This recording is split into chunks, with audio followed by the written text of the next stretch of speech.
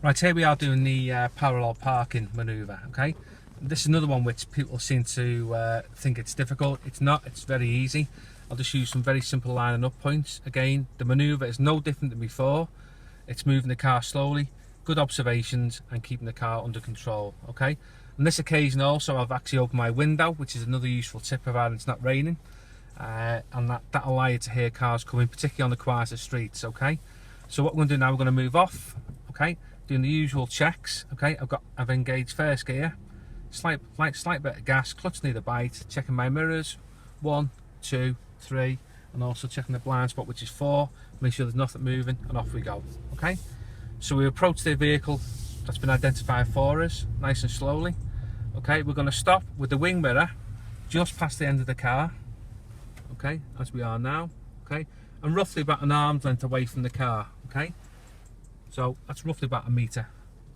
Okay, right, into reverse gear.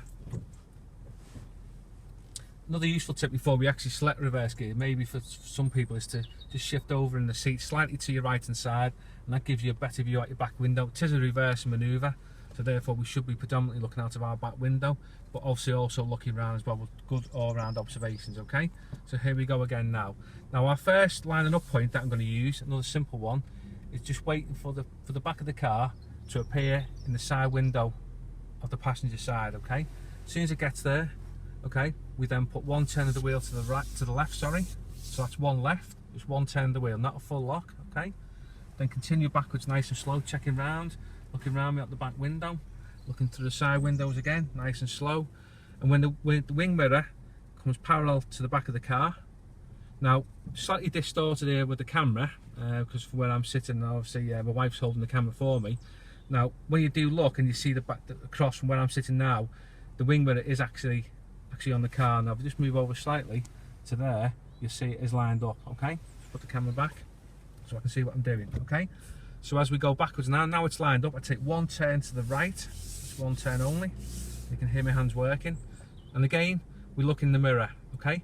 We look into the mirror now, you can see, what you can actually see is a triangle shape, slightly distorted by the mirror shape, okay? So what we then do is we come in towards the curb now. We've got a 45-degree angle in towards the curb. Again, looking round, looking round, looking round. There's a car moving down behind me, so I'm just going to wait for a second. That car's parking up, which is good. I'm checking round again, making sure the car's moving slowly, okay? So I'm using my mirror. When the gap disappears, okay, I'll show you again, a slightly different angle from where I'm sitting, okay? It's more like that now, okay? Just there. You can see a very it's a funny shaped triangle, but you can still see it, okay? As soon as that triangle disappears, which it has now, it's one to the right again, okay, and that brings the car around almost in towards the curb, okay? Looking at the curb now, you'll see, okay, you see the back of the car coming round and more curb appearing in the camera, okay? When it's parallel, in other words, it's the same gap at the back as it is at the front, we then just straighten the wheel up to the left. That's one turn to the left, okay? Now that is slightly wide, okay? Okay, wider than what we'd like, but that gives you the idea of how to do it, okay? And what you can do is obviously move the car. The car in front obviously is not parked correctly either, but we're actually in behind it, which will be sufficient for your test. And we can also be around about a grid's width away from the curb, okay?